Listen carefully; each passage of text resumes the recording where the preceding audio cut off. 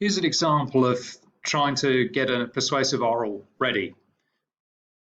Something comes up in the news, and a good sign about whether it's going to be of interest to you is if you have an emotional reaction. I certainly did when I heard this man come on the news and propose the May the 28th for a significant event. I wonder if you know what story I'm talking about.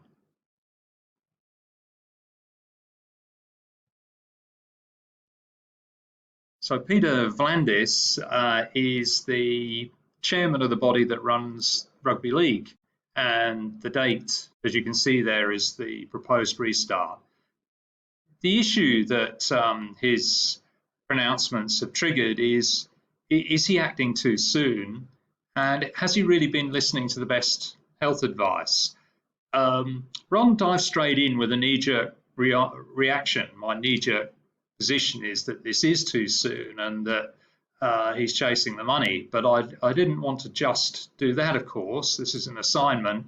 So I did some research. The Courier Mail tells me every day that we need our rugby league back, and they're pretty supportive of Vlandys' voice. So I wanted to look further. The Australian gives a fairly balanced position, but they certainly listen to his voice. But I found a great article by Jeff Lemon, who argues strongly against this rapid restoration on several grounds. But I think the most important ground is that we've really learned a lot about ourselves and about what's good in sport. And this is a wonderful opportunity to do things better rather than to rush back and do things the same way. So if you were going to read one extra piece, that would be the one that I would choose. It's a great example of feature article writing at its best. That's where a writer's probably thought about an issue for a week or so. They've seen below the surface. There's a wider range of reference, including to poetry. How is it that you can really critique a situation? I think to critique the role of sport in Australia, you need to be able to look underneath its surface. COVID-19 has helped us to do that. But this is a wonderful document by the Australian Catholic bishops that was released in 2014 to 15. And it asks big questions. What's sport for? How does it serve the community?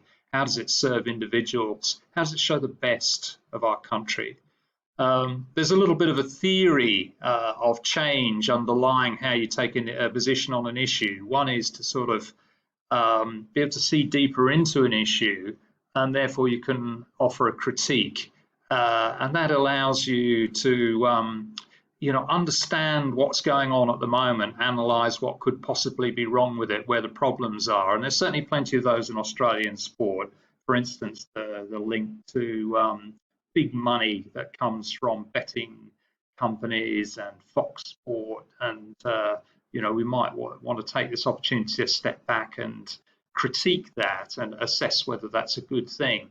In terms of a call to action at the end of your oral, you want to be able to give people an insight into where they can make a change and inspire them to make that change. And that often involves giving people something that they can do right now.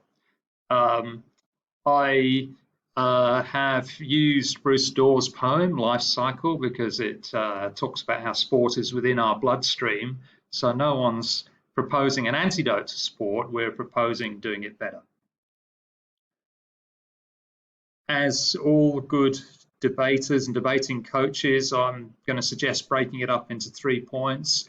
Mine would probably go from big to little. At a very big scale, I think I would be wanting to explore the difference that COVID-19 has made to our community in understanding the importance of sport and the value of it, but perhaps also seeing ways in which we can do it better when we can come back. And I think this is one of the problems I have with Vlandys' speedy announcement of getting NRL back. It just seems to be like the whiff of money is what's really driving it, rather than a way of understanding how sport can be connected back to its grassroots more fully. Leads me to argument 2, which is we know that we are sports mad as a country. We love the symbolism of the baggy green, but it is a time for us now, having switched sport off, as it were, for a month, to really look at how it's governed, how it's run, And if it is a bit of a religion for us, as Bruce Dawes' poem suggests, we better make pretty sure that we're not worshipping at false gods or lining the pockets of false priests. And you might wonder why we have to put up with Ladbrokes adverts halfway through Channel 9's coverage of rugby league. Is that really serving the best interests of sport in Australia? Is that creating an environment in which the grassroots is nourished with appropriate funding? Let's really challenge and critique that before we wheel out the NRL in the same way that it was.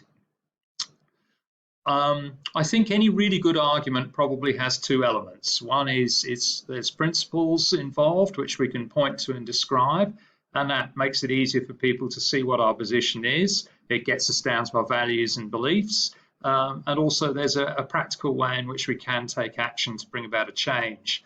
These aren't made up by me. I think one of the strengths of the Catholic Church is when they provide a set of moral principles on a communal issue. These came from that document, A Crown for Australia, and I think they're very good ones. They're asking us, one, is the sport, the way it's set up, is it being allowing the right motives to come through, or are we championing and parading a win at all costs mentality? Two, are we actually serving the community ultimately through sport, or creating what they call there a honeypot for cash, power and corruption? Yeah, bring it on. Great phrasing there. List of three, pretty persuasive. And I think the alliteration helps there too.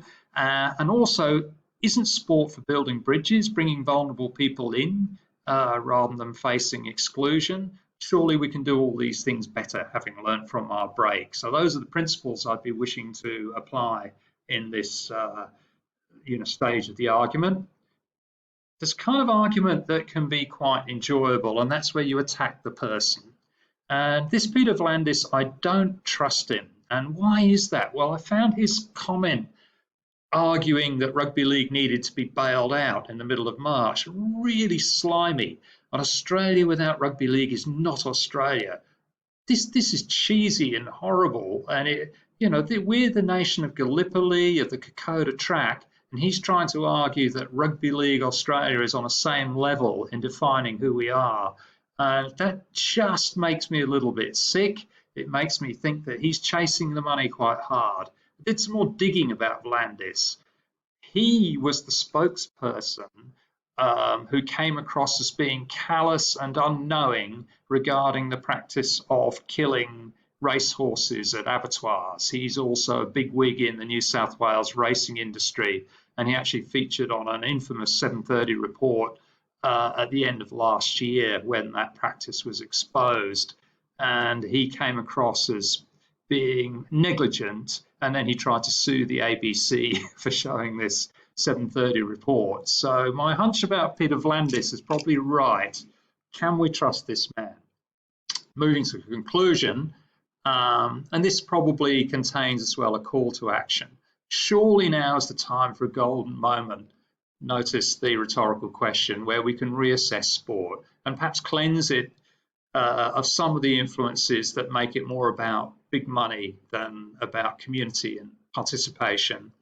And it's been a golden chance for us to actually ask what would change, what can change as a result of COVID-19. And that's why we don't have to rush back to do everything the way that we did before. There's a quote there from the Bishop Saunders, which talks about the way sport holds a mirror up to our society. At its best, like with the Australian cricket team now, sport is something we're all proud of and we do unite behind. But at its worst, and we think to the ball tampering scandal, it becomes about win at all cost or chasing the money. So now is the chance to make sure that when we come out the other side, sport is better.